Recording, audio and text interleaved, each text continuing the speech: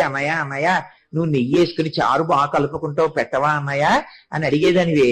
ఇదిగో కొద్దిగా తిను అని 60 ఏళ్ళు వచ్చిన చెల్లెలికి 70 ఏళ్ల అన్నగారు పెడుతుంటే మేనల్లుళ్ళు మురిపంగా చూస్తుంటే అందులో ఉన్న మాధుర్యం ఎంత గొప్పగా ఉంటుంది, అసలు ఎంత ఆనందం అది.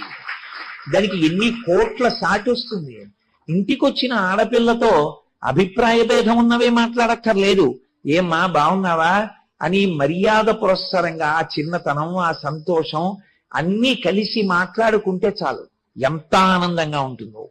కాబట్టి అన్నవు నీవు చెల్లెలకి అక్కట మాడలు చీరలు ఇచ్చుటో. ఓ చీరిస్తారా ఆడపిల్లకి?